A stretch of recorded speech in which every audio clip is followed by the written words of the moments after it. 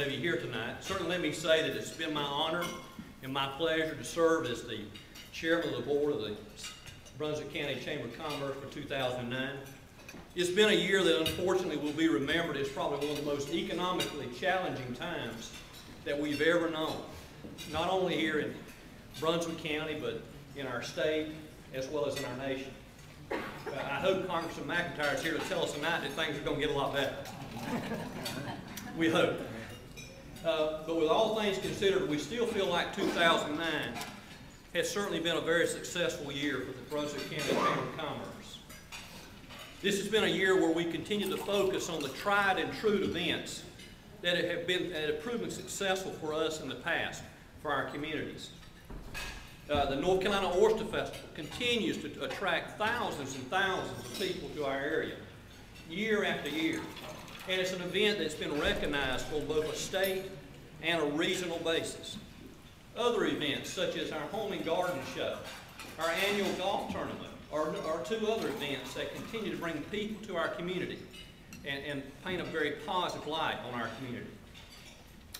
And even with the challenges of uncooperative weather, one of our newer events, the Brunswick Stew Cook-Off, and that has been a challenge. If you haven't had an opportunity, put it on your schedule. It'll be coming up next January.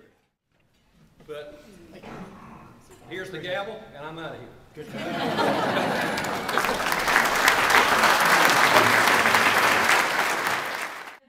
I've been waiting for this milestone in their business to even be able to be considered for Business of the Year.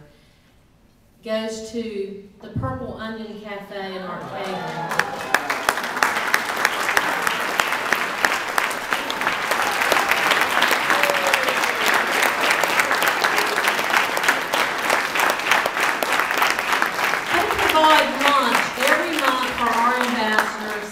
They're always willing to go above and beyond to help us. Congratulations. This company was formed many years ago as a small phone company.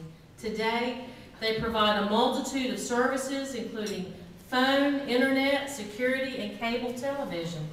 Our member of the year, ATMC.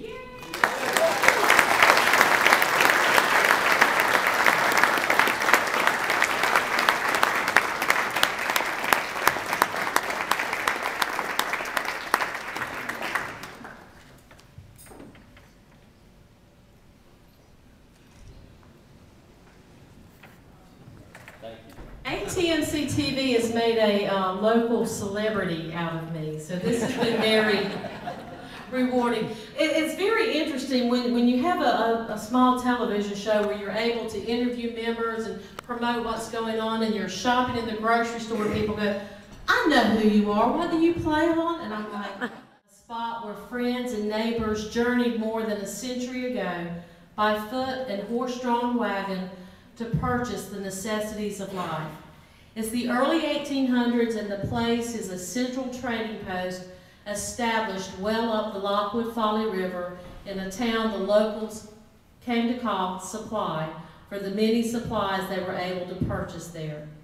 Just around that same river bend in 1943, Odell and Berta Blanton began operating their quaint general store. It was a bustling neighborhood gathering place, proudly serving the community as it grew and expanded to a new and larger building in 1963. And now, 4 generations later in that same building, the commitment to service continues through their great-granddaughter. She was born and raised near the banks of the Lockwood Folly River. She has roots buried deep in the rich soil of Brunswick County.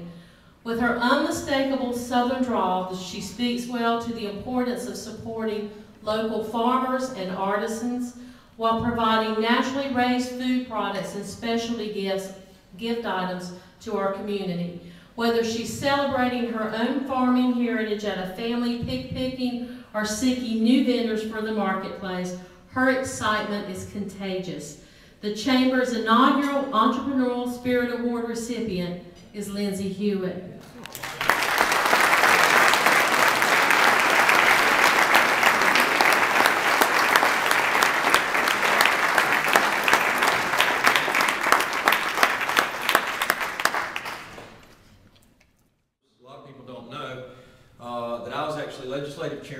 my chamber up the road in Lumberton. And I worked with a Republican and Democratic chamber president. So once again, the politics didn't matter. What counted was we were trying to help with jobs and economic development in our hometown that I grew up in. And what were we doing to make a difference? In Robeson County, which is the poorest of all 100 counties, and where I'm a minority, because actually the Native American community is the plurality, and we have a triracial community I grew up in, of Native American, African American, and whites, but also we have 3 other ethnic groups, and we're also the most culturally diverse county of all 100 counties in North Carolina, according to the last census, which is pretty amazing when you think about that being right up the road here in this district in Robeson County. But for me, that emphasizes the great diversity of who we are as Americans, and that why economic development ought to be an opportunity for all of us, and why before I ever went to Washington, I was involved in my hometown chamber in what was called GAIN, the Grassroots Action Information Network that the U.S. Chamber worked on to try to get people motivated and to try to get them involved in caring about their community, not wondering what's going to happen to business opportunity, but what am I doing to make a difference in that business opportunity.